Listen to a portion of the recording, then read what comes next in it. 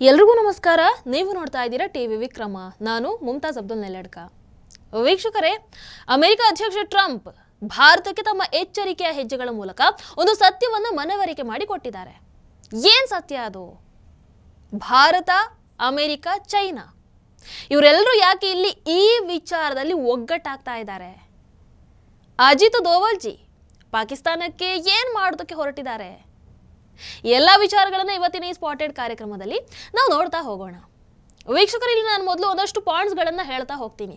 ಅದನ್ನು ಸೂಕ್ಷ್ಮವಾಗಿ ಗಮನಿಸ್ತಾ ಹೋಗಿ ಆಗ ನಿಮಗೆ ಅರ್ಥ ಆಗ್ತಾ ಹೋಗುತ್ತೆ. ಮೊದಲನೇದು, ಅಮೆರಿಕ ಇರಾನ್ಗೆ ಪರಮಾಣು ಕಾರ್ಯಕ್ರಮವನ್ನು ಬಿಟ್ಕೊಡೋದಕ್ಕೆ, ಅದನ್ನು ತ್ಯಜಿಸೋದಕ್ಕೆ ಯಾಕೆ ಒತ್ತಡವನ್ನು ಹೇರ್ತಾರೆ? ಯಾಕಂದ್ರೆ ಇರಾನ್ ಬಳಿ ಪರಮಾಣು ಬಾಂಬ್ಗೆ ಬೇಕಾಗಿರುವಷ್ಟು ಯುರೇನಿಯಂ ಇದೆ ಅನ್ನುವಂತಹ ಮಾಹಿತಿ ಅಮೆರಿಕಾಗೆ ಸಿಕ್ಕಿತ್ತು. ಸೊ ಅವರು ಆ ಒತ್ತಡವನ್ನು ಹೇರ್ತಾ ಹೋಗ್ತಾರೆ. ಅದಕ್ಕೆ ಸರಿಯಾಗಿ ಮೇ 31ನೇ ತಾರೀಕಿಗೆ 60% ಯುರೇನಿಯಂ 235 ಎನ್ರಿಚ್ಡ್ ಆ ಯುರೇನಿಯಂ ಇರಾನ್ ಬಳಿ ಇದೆ ಅನ್ನುವಂತಹ ಮಾಹಿತಿ IAEA ಮೂಲಕ ಗೊತ್ತಾಗುತ್ತೆ. ಅಂದ್ರೆ ಒಂದಲ್ಲ ಎರಡಲ್ಲ, ಅತಿ ಹೆಚ್ಚು ಬಾಂಬ್ಗಳನ್ನು ತಯಾರಿಸುವಂತಹ ಶಕ್ತಿ ಈಗ ಇರಾನ್ ಬಳಿ ಇದೆ ಅನ್ನುವಂತಹ ಮಾಹಿತಿ ಅಮೆರಿಕಾಗೆ ಕನ್ಫರ್ಮ್ ಆಗಿಬಿಡತ್ತೆ. ಇನ್ನು ಎರಡನೇ ಪಾಯಿಂಟ್, ಇಸ್ರೇಲ್ ಇರಾನ್ ಅನ್ನ ತಮ್ಮ ಅಸ್ತಿತ್ವಕ್ಕೆ ಅಡ್ಡಗಾಲಾಗ್ತಾ ಇದೆ, ತಮ್ಮ ಅಸ್ತಿತ್ವಕ್ಕೆ ಬೆದರಿಕೆಯನ್ನು ಓಡ್ತಾ ಇದೆ ಅನ್ನುವಂತಹ ಲಿಸ್ಟ್ಗೆ ಹಾಕಿ ಅವರ ಮೇಲೆ ಅಟ್ಯಾಕ್ ಅನ್ನು ಮಾಡ್ತಾರೆ. ಯಾಕಂದ್ರೆ ಇರಾನ್ ದೊಡ್ಡ ಪರಮಾಣು ಶಸ್ತ್ರಸಜ್ಜಿತ ರಾಷ್ಟ್ರ ಆಗೋದಕ್ಕೆ ಬಹಳ ಹತ್ತಿರದಲ್ಲಿದೆ. ಸೊ ಅದು ತಮ್ಮ ಅಸ್ತಿತ್ವಕ್ಕೆ ಪ್ರಾಬ್ಲಮ್ ಅನ್ನ ತರುತ್ತೆ. ಹಾಗಾಗಿ ಇಸ್ರೇಲ್ ಅಟ್ಯಾಕ್ ಅನ್ನು ಮಾಡುತ್ತೆ. ಇನ್ನು ಮೂರನೇದು, ಇಸ್ರೇಲ್ ಇರಾನ್ ಮೇಲೆ ದಾಳಿಯನ್ನು ಮಾಡುತ್ತೆ, ಅದಕ್ಕೆ ಪ್ರತಿಯಾಗಿ ಇರಾನ್ ಇಸ್ರೇಲ್ ಮೇಲೆ ದಾಳಿಯನ್ನು ಮಾಡುತ್ತೆ. ಟ್ರಂಪ್ ಏನ್ ಹೇಳ್ತಾರೆ? 15 ದಿನದಲ್ಲಿ ನಾನು ಎಲ್ಲ ಸರಿ ಮಾಡಿ ಬಿಡ್ತೀನಿ ಅಂತ. ನಾಲ್ಕನೇ ಪಾಯಿಂಟ್, ಟ್ರಂಪ್ ಅದರ ಮಧ್ಯದಲ್ಲಿ ಶ್ವೇತ ಭವನದಲ್ಲಿ ಆಸಿಮ್ ಮುನೀರ್ನನ್ನ ಊಟಕ್ಕೆ ಆಹ್ವಾನ ಮಾಡ್ತಾರೆ. ಪಾಯಿಂಟ್ 5, ಯುದ್ಧ ಆರಂಭ ಆಗಿ ಸ್ವಲ್ಪ ದಿನಗಳ ನಂತರ ಅಮೆರಿಕ ಬಾಂಬರ್ಗಳು ಇರಾನ್ನ ಪ್ರಮುಖ ಪರಮಾಣು ತಾಣಗಳನ್ನು ಗುರಿಯಾಗಿಸಿ ನಾಶ ಮಾಡುತ್ತವೆ. ಆ ಕಾರ್ಯಾಚರಣೆ ಆದ ಕೂಡಲೇ ಟ್ರಂಪ್ ಕದನ ವಿರಾಮಕ್ಕೆ ಕರೆಯನ್ನ ನೀಡ್ತಾರೆ, ಯುದ್ಧವನ್ನ ನಿಲ್ಲಿಸಿ. ಆಮೇಲೆ ಅದು ನಾವು ದಾಳಿಯನ್ನ ಮಾಡಿದ್ದು ಇರಾನ್ ವಿರುದ್ಧ ಯುದ್ಧವನ್ನ ಮಾಡೋದಕ್ಕೆ ಅಲ್ಲಪ್ಪ ಅಂತ ಕೂಡ ಒಂದು ತೇಪೆಯನ್ನ ಹಚ್ಚುತ್ತಾರೆ. ವೀಕ್ಷಕರು, ಇವರ ಕಥೆಯಲ್ಲಿ ಹೀಗೆ ನಡೀತಾ ಇದ್ರೆ ಆ ಕಡೆ ಚೈನಾದಲ್ಲಿ ಬೇರೆನೇ ಒಂದು ಕಥೆ ನಡೀತಾ ಇದೆ. SCO ಸಮಾರಂಭದಲ್ಲಿ NSA ಅಜಿತ್ ದೋವಲ್ಜಿ ಚೈನಾದ ವಿದೇಶಾಂಗ ಸಚಿವ ವಾಂಗ್ ಯಿ ಅವರನ್ನ ಭೇಟಿಯಾಗ್ತಾರೆ.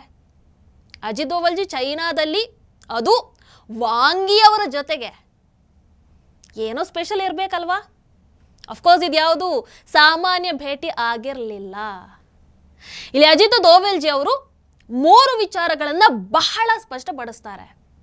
ಒಂದು, ಯುದ್ಧ ಅನ್ನುವಂಥದ್ದು ಭಾರತದ ಆಯ್ಕೆ ಯಾವತ್ತೂ ಆಗಿರೋದಕ್ಕೆ ಸಾಧ್ಯ ಇಲ್ಲ. ಹಾಗಂತ ಭಾರತ ಯುದ್ಧವನ್ನೇ ಮಾಡಲ್ವಾ? ಮಾಡುತ್ತೆ. ನಾವಾಗಿ ಯುದ್ಧಕ್ಕೆ ಬರಲ್ಲ, ನೀವಾಗಿ ದಾಳಿಯನ್ನ ಮಾಡಿದ್ರೆ ನಾವು ಅದನ್ನ ಯುದ್ಧ ಅಂತಾನೆ ಪರಿಗಣಿಸ್ತೀವಿ. ಭಾರತ ತನ್ನ ರಕ್ಷಣೆಗೋಸ್ಕರ ಯಾವ ಮಟ್ಟಕ್ಕೆ ಬೇಕಾದ್ರೂ ಹೋಗೋದಕ್ಕೆ ಎನಿ ಟೈಮ್ ತಯಾರಿದೆ. ಎರಡನೇ ಪಾಯಿಂಟ್, ಚೈನಾ ಸೇರಿದ ಹಾಗೆ ಯಾರೆಲ್ಲ ಭಾರತದ ಜೊತೆಗೆ ತನ್ನ ವ್ಯಾಪಾರವನ್ನ ಮುಂದುವರಿಸಬೇಕು ಅಂತ ಸಿದ್ಧರಿದ್ದಾರೋ ಅವರು ಭಯೋತ್ಪಾದನೆಗೆ ಪ್ರಚೋದನೆಯನ್ನ ನೀಡಬಾರದು, ಭಯೋತ್ಪಾದನೆಯ ವಿರುದ್ಧ ನಿಲ್ಲಬೇಕು. ನಿಮ್ಮ ಡಬಲ್ ಸ್ಟ್ಯಾಂಡರ್ಡ್ ನಮ್ಮ ಜೊತೆಗೆ ನಡೆಯಲ್ಲ, ಇದು ನಮ್ಮ ಕಂಡೀಷನ್. ಪಾಯಿಂಟ್ ನಂಬರ್ 3, ಪಾಕಿಸ್ತಾನವನ್ನ ಭಯೋತ್ಪಾದಕ ದೇಶ ಅಂತ ಬಹಳ ಸ್ಪಷ್ಟವಾಗಿ ಕರೆದು ಬಿಡ್ತಾರೆ. ಅದರ ಜೊತೆಗೆ ಆಪರೇಷನ್ ಸಿಂಧೂರದ ಉದ್ದೇಶ ಏನಾಗಿತ್ತು ಅನ್ನುವಂಥದ್ದನ್ನು ಕೂಡ ಸ್ಪಷ್ಟವಾಗಿ ಅಲ್ಲಿ ಉಲ್ಲೇಖ ಮಾಡ್ತಾರೆ. ಈಗ SCO ಶಾಂಘೈ ಕೋಆಪರೇಷನ್ ಆರ್ಗನೈಸೇಷನ್ ಅಲ್ಲಿ ಪಾಕಿಸ್ತಾನ ಏಕಾಂಗಿಯಾಗಿ ಬಿಟ್ಟಿದೆ. ಯಾಕೆ ಹೇಳಿ? ಪಾಕಿಸ್ತಾನ ಮೂಲದ ಭಯೋತ್ಪಾದಕ ಗುಂಪುಗಳು ಯಾವುದು? ಲಷ್ಕರ್ ಎ ತೊಯ್ಬಾ ಆಗಿರಬಹುದು, ಜೈಷ್ ಮೊಹಮ್ಮದ್ ಆಗಿರಬಹುದು, ಇವೆಲ್ಲವೂ ಕೂಡ ದೇಶದ ಭದ್ರತೆಗೆ ಬಹಳ ದೊಡ್ಡ ಅಪಾಯಗಳನ್ನುವಂಥದ್ದನ್ನ ದೋವಲ್ಜಿ ಹೇಳ್ತಾ ಹೋಗ್ತಾರೆ. ಅಂಡ್ ಇದನ್ನ ಚೈನಾ ಸೇರಿದ ಹಾಗೆ ಯಾವುದೇ SCO ಸದಸ್ಯ ರಾಷ್ಟ್ರಗಳು ಪ್ರಶ್ನೆನೇ ಮಾಡಲ್ಲ. ಹಾಗಾಗಿ ಇಲ್ಲಿ ಒಂದಂತೂ ಸ್ಪಷ್ಟ ಆಯಿತು, ಪಾಕಿಸ್ತಾನ ಯಾರೇ ಬಂದು ಸಹಾಯವನ್ನ ಮಾಡಬಹುದು, ಆದರೆ ಪಾಕಿಸ್ತಾನ ಯಾವತ್ತಿದ್ರೂ ಕೂಡ ಏಕಾಂಗಿನೇ. ವೀಕ್ಷಕರೇ, ಬಹಳ ಇಂಟ್ರೆಸ್ಟಿಂಗ್ ವಿಚಾರ ಏನಪ್ಪಾ ಅಂತ ಹೇಳಿದ್ರೆ, ಗ್ವಾದರ್ ಪೋರ್ಟ್, ಅದೇ ರೀತಿ CPEC, that is China Pakistan economic corridor, ಈ ವಿಚಾರವಾಗಿ ಈಗ ಚೈನಾ ಪಾಕಿಸ್ತಾನದ ಜೊತೆಗೆ ಅಲ್ಲ, ಬಲೂಚಿ ಚಳುವಳಿ ನಾಯಕರುಗಳ ಜೊತೆಗೆ ನೇರ ಸಂಭಾಷಣೆಯನ್ನು ಪ್ರಾರಂಭ ಮಾಡಿದಾರಂತೆ. ನೀವೇ ಗಮನಿಸಿ, ಆಪರೇಷನ್ ಸಿಂಧೂರ ಆದಮೇಲೆ ಪಾಕಿಸ್ತಾನದ ಮಿಲಿಟರಿ ಅದೇ ರೀತಿ ರಾಜಕೀಯ ನಾಯಕತ್ವದ ನಡುವೆ ಒಂದು ಬಿರುಕು ಸೃಷ್ಟಿ ಆಗತ್ತೆ. ಬಿರುಕು ಆಮೇಲೆ ಸೃಷ್ಟಿ ಆಯಿತು ಅಥವಾ ಮೊದಲೇ ಇತ್ತೋ, ಅದು ಆಮೇಲೆ ಬಹಿರಂಗ ಆಯಿತು ಗೊತ್ತಿಲ್ಲ, ಒಟ್ಟಿನಲ್ಲಿ ಬಿರುಕಂತೂ ಸೃಷ್ಟಿಯಾಗಿದೆ.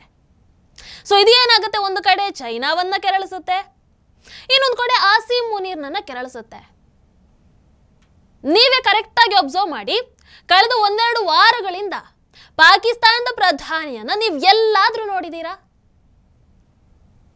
ನೋಡಿರೋಕೆ ಸಾಧ್ಯ ಇಲ್ಲ. ಒಂದು ಕಡೆ ನೋಡಿದ್ರೆ ಆಸಿಮ್ ಮುನೀರ್ ಪಾಕಿಸ್ತಾನವನ್ನ ಟ್ರಂಪ್ ಕ್ರಿಪ್ಟೋ ನಿಧಿಗೆ ಮಾರಾಟ ಮಾಡೋದಕ್ಕೆ ರೆಡಿಯಾಗಿ ಶ್ವೇತಭವನದಲ್ಲಿ ಊಟಕ್ಕೆ ಕೂರ್ತಾರೆ.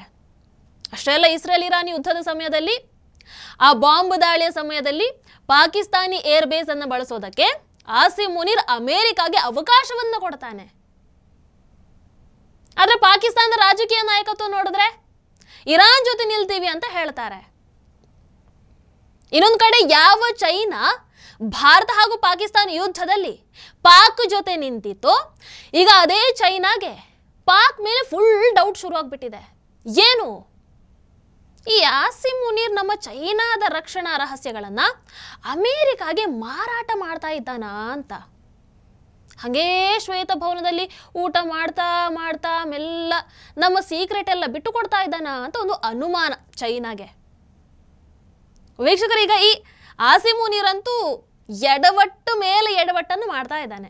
ಆದ್ರೆ ಪಾಕ್ ನಾಯಕರಿಗೆ ಗೊತ್ತು, ನಾವೀಗ ಏಕಾಂಗಿ, ನಾವೇನಾದ್ರೂ ಈಗ ಮಾಡಲೇಬೇಕು. ಹಾಗಾಗಿ ಅವರು ಏನ್ ಮಾಡ್ತಾರೆ, ಈ ಇರಾನ್ ಮೇಲಿನ ಅಮೆರಿಕ ದಾಳಿಯನ್ನ ಖಂಡಿಸಿ ಪಾಕ್ ಉಪ ಪ್ರಧಾನಿ ಪತ್ರವನ್ನ ಬರೀತಾರೆ. ಏನಂತ, ವಿಶ್ವಸಂಸ್ಥೆಯ ನಿಯಮಗಳನ್ನ ಅಮೆರಿಕ ಉಲ್ಲಂಘನೆ ಮಾಡ್ತಾ ಇದೆ ಅಂತ ಆಕ್ರೋಶವನ್ನು ಹೊರಹಾಕ್ತಾರೆ. ಯಾಕಂದ್ರೆ ಇಲ್ಲಿ ಈ ಪಾಕಿಸ್ತಾನಕ್ಕೆ ಒಂದು ಭಯ ಕೂಡ ಶುರು ಆಗಿಬಿಟ್ಟಿದೆ. ಈಗ ಬೈ ಚಾನ್ಸ್ ಈ ಅಮೆರಿಕ ರೀತಿಯಲ್ಲೇ ಭಾರತ ಕೂಡ ನಮ್ಮ ಮೇಲೆ ಅಟ್ಯಾಕ್ ಮಾಡಿಬಿಟ್ರೆ, ಪಾಕಿಸ್ತಾನವನ್ನ ಪರಮಾಣು ನಿಶಸ್ತ್ರೀಕರಣಗೊಳಿಸಿದ್ರೆ ಸಹಾಯಕ್ಕೆ ಬೇರೆ ಯಾರೂ ಇಲ್ಲ. ಚೈನಾ ಏನೋ ಅವತ್ತು ಒಂದು ಸ್ವಲ್ಪ ನಂಬು ಹಾಗೆ ಇತ್ತು, ಈಗ ನೋಡಿದ್ರೆ ಅವರು ಬಲೂಚ್ ಅದೇ ರೀತಿ ಅಫ್ಘಾನರನ್ನ ಮೆಚ್ಚಿಕೊಳ್ತಾ ಇದ್ದಾರೆ. ಹಾಗಾಗಿ ನಮಗೆ ಶಸ್ತ್ರಾಸ್ತ್ರಗಳನ್ನ ಪೂರೈಕೆ ಮಾಡಿದ್ರು ಕೂಡ ಒಂದೋ ವೇಷ್ಟು, ಇಲ್ಲಾಂದ್ರೆ ಪರೀಕ್ಷಿಸದೇ ಇರುವಂತಹ ಶಸ್ತ್ರಾಸ್ತ್ರಗಳನ್ನ ಮಾರಾಟ ಮಾಡ್ತಾರೆ. ಅದು ಬಿಟ್ರೆ ಅವರು ಇನ್ಯಾವ ರೀತಿಯಲ್ಲೂ ನಮಗೆ ಸಹಾಯವನ್ನ ಮಾಡಲ್ಲ. ಆಯ್ತು, ಚೈನಾ ಸಹಾಯ ಮಾಡಲ್ಲ, ಆದ್ರೆ ಈಗ ಆಸಿಮ್ ಮುನೀರ್ ಫುಲ್ ಕ್ಲೋಸ್ ಅಲ್ವಾ ಟ್ರಂಪ್ ಅವರಿಗೆ, ಹಾಗಾಗಿ ಅಮೆರಿಕ ಸಹಾಯವನ್ನ ಮಾಡಬಹುದು ಅಂತ ಅಂದುಕೊಂಡ್ರೆ ಅದು ತಪ್ಪು. ಅವರು ಮಾಡಲ್ಲ. ಯಾಕೆ? ಪಾಕಿಸ್ತಾನ ಪರಮಾಣು ಕ್ಷಿಪಣಿಗಳನ್ನ ತಯಾರು ಮಾಡ್ತಾ ಇದೆ, ಅಂಡ್ ಇದರಿಂದ ನಮಗೆ ಅಪಾಯ ಇದೆ ಅನ್ನುವಂತಹ ಮಾಹಿತಿ ಈಗ ಅಮೆರಿಕಾಗೆ ಲಭ್ಯ ಆಗಿದೆ. ಹಾಗಾಗಿ ಇಲ್ಲಿ ಅಮೆರಿಕ ತನ್ನ ಉಪಯೋಗಕ್ಕೋಸ್ಕರ ಎಷ್ಟೇ ಫ್ರೆಂಡ್ ಮಾಡಿಕೊಂಡ್ರು, ತನ್ನ ಅಸ್ತಿತ್ವ ಅಂತ ಬಂದಾಗ ಪಾಕ್ ತನ್ನ ಅಸ್ತಿತ್ವಕ್ಕೆ ಬೆದರಿಕೆಯನ್ನು ಓಡ್ತಾ ಇದೆ ಅಂತ ಗೊತ್ತಾದಾಗ ಅಮೆರಿಕ ಸುಮ್ಮನೆ ಕೂರೋದಕ್ಕಾಗತ್ತೆ? ಆ ವಿಚಾರದಲ್ಲಿ ಅಮೆರಿಕಾಗೆ ಪಾಕಿಸ್ತಾನ ಎದುರಾಳಿ ಆಗ್ಲೇಬೇಕು, ಹೌದಲ್ವೋ? ಹಾಗಾಗಿ ನಾಳೆ ಟ್ರಂಪ್ ಬಂದು ಆಸಿಮ್ ಮುನೀರ್ ಅವರಿಗೆ ಏನಾದರೂ ಟಾಂಟ್ ಕೊಟ್ಟರು ಅದರಲ್ಲಿ ಏನು ಆಶ್ಚರ್ಯ ಇಲ್ಲ. ಯಾಕಂದ್ರೆ ಆ ಮನುಷ್ಯ ಹೇಗೆ ಅನ್ನುವಂಥದ್ದು ಪ್ರತಿಯೊಬ್ಬರಿಗೂ ಗೊತ್ತು. ವೀಕ್ಷಕರ, ಮೋದಿಜಿಯವರ ನವ ಭಾರತ ಯಾವತ್ತಿದ್ರೂ ಕೂಡ ಪಾಕಿಸ್ತಾನವನ್ನು ಎಲ್ಲಿ ಇಡಬೇಕೋ ಅಲ್ಲೇ ಇಟ್ಟಿದೆ. ಪಾಕಿಸ್ತಾನ ನಾವು ಅವರ ಮೇಲೆ ದಾಳಿಯನ್ನ ಮಾಡಬಹುದು, ಆದ್ರೆ ಅವರು ಪಾಪ ಬಾಯಿ ಮುಚ್ಕೊಂಡು ಕೂರ್ತಾರೆ ಅಂತ ಅಂದುಕೊಂಡಿದ್ರೆ ಅದು ಅವರ ಮೂರ್ಖತನ ಅನ್ನುವಂಥದ್ದನ್ನು ಆಪರೇಷನ್ ಸಿಂಧೂರದ ಮೂಲಕ ಭಾರತ ತೋರಿಸಿಕೊಟ್ಟಿದೆ.